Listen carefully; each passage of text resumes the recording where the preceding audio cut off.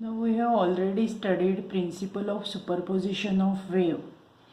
Now principle of superposition of wave states that when two or more waves arrive at a point of the medium simultaneously, then each wave will produce its own displacement independent of the presence of other wave, and the resultant displacement at that point is equal to the vector sum of the displacement produced by the by different waves.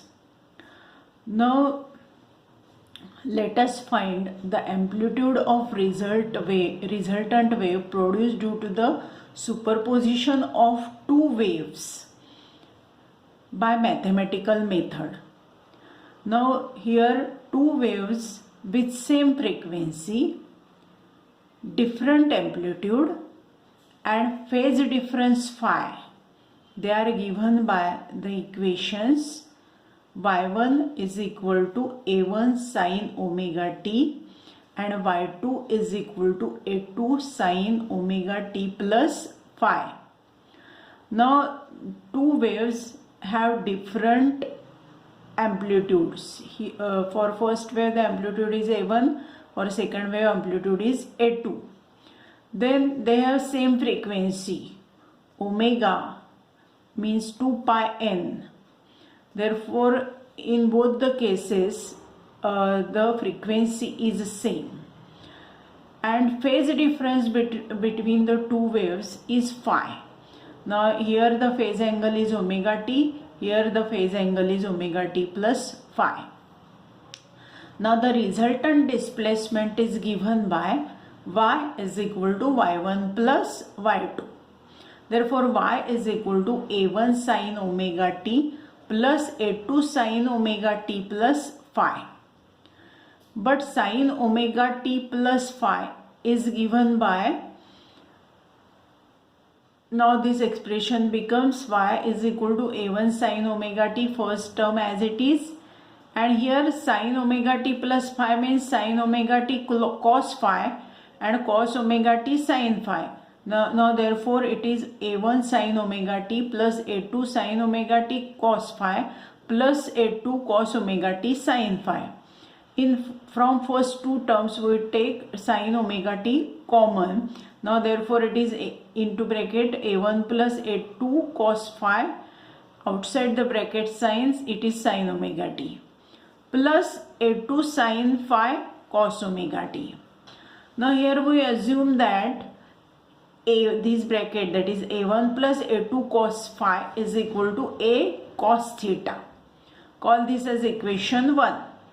And a2 sin phi is equal to a sin theta. Call this as equation 2. Now therefore the final displacement is given by y is equal to a sin omega t plus theta. Now this is resultant displacement of superimposing waves. Now by squaring and adding 1 and 2 we get a square cos square theta plus a square sin square theta is equal to a1 plus a2 cos phi bracket square plus a2 square sin square phi. If we expand this bracket and simplify it, it becomes a is equal to a1 square plus the square of this bracket is a1 square plus 2a1 a2 cos phi plus a2 square cos square phi, and the remaining term is a2 square sin square phi. Now a2 square cos square phi plus a2 square sin square phi, it becomes a2 square. Now therefore it is a1 square plus a2 square plus 2a1 a2 cos phi. Now taking square roots on both the sides, we have relation a is equal to under root of a1 square plus a2 square plus 2a1 a2 cos phi. Now here it should be a square. Now therefore this is resultant amplitude of two superimposing waves. Now consider two cases. The first case is that the angle phi is equal to 0. That is, waves are in phase. If the waves are in phase, then cos 0 is 1. Now therefore the resultant amplitude A is equal to under root of A1 square plus A2 square plus 2A1 A2. Now therefore it is under root of A1 plus A2 bracket square, which is equal to A1 plus A2. Now therefore when the two waves are in phase, the amplitude is maximum and it is constructive interference pattern. In this case, if A1 is equal to A2 is equal to A, then resultant amplitude is 2A. Now second case is that phi is equal to pi, that is, waves are out of phase. Now cos pi is equal to minus 1. Cos pi is equal to minus 1. Now therefore it becomes A1 square plus A2 square minus 2A1 A2. Now therefore A is equal to under root of A1 minus A2 bracket square, which is equal to A1 minus A2. In this case the amplitude is minimum. That is, if the waves are out of phase, the amplitude is minimum.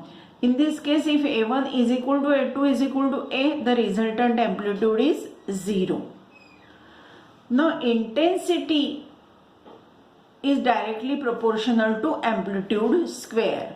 Now therefore for maximum amplitude, which is A1 plus A2 bracket square, which is A1 plus A2, the intensity is also maximum. Therefore I max is directly proportional to amplitude square, which is A1 plus A2 bracket square, when phi is equal to 0, that is, waves are in phase. And if the waves are out of phase, that is, phi is equal to pi, the amplitude is A1 minus A2 and intensity is minimum. Therefore I minimum is directly proportional to amplitude square, that is A1 minus A2 bracket square. Now this is about the amplitude of resultant wave produced due to superposition of two waves. Now let us turn the page.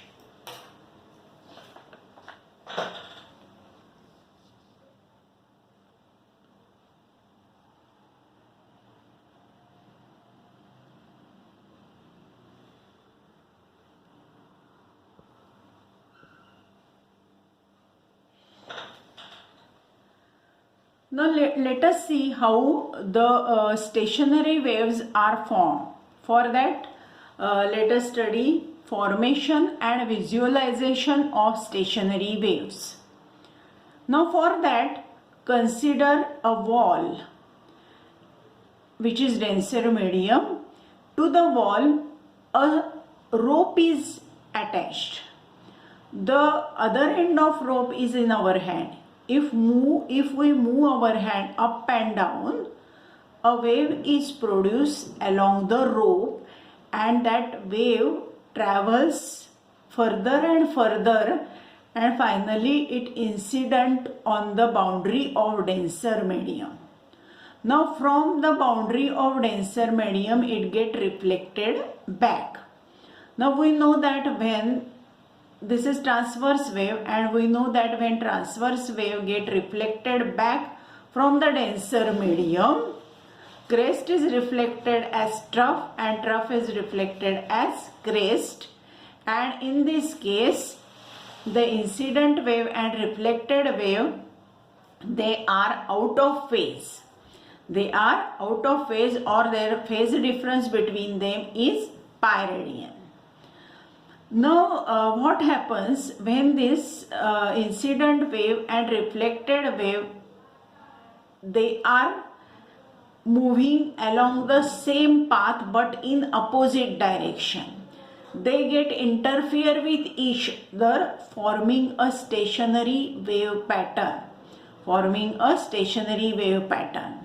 Now what is requirement for stationary wave pattern? For formation of stationary wave, following things are required. Two waves having same amplitude and same frequency. We must have two waves having same amplitude and same frequency. Now these two waves must travel along the same path but in opposite direction. These two waves must travel along the same path but in opposite direction, and these two waves superimpose over each other. Now these three things are necessary for the formation of stationary waves. Now equation of the waves, that is incident wave and reflected wave. Incident wave, now from this it is clear that this incident wave, it is traveling along the positive direction of x-axis. Now the equation for the wave which is traveling in the positive direction of x-axis is given by yi, that is incident wave, which is equal to a sin 2 pi nt minus into bracket nt minus x upon lambda, which is, we can write it as a sin omega t minus kx. K is for 2 pi by lambda. K is equal to 2 pi by lambda. Now this is equation for incident wave. Now what is equation for reflected wave? Reflected wave is traveling in the negative direction of x-axis, and reflected wave, incident wave and reflected wave, they are out of phase. Now therefore the equation of reflected wave is given by yr is equal to a sin pi plus omega t plus kx. Now this is equation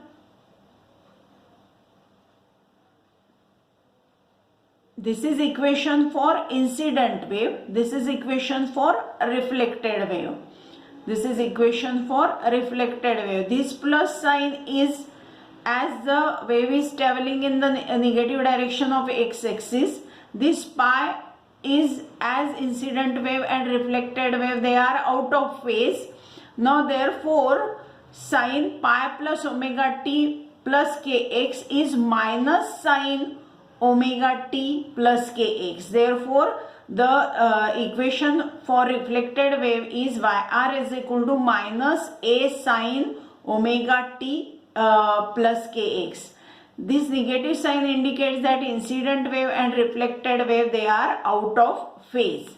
Now this incident wave and reflected wave, they are moving along the same path but in opposite direction, and they get interfere with each other, or they superimpose over each other. Now therefore resultant wave is given by y is equal to yi plus yr, that is incident wave plus reflected wave. Now from this equation we can have a graph for stationary wave, but we discuss this formation of graph in our next lecture. We stop here for this lecture.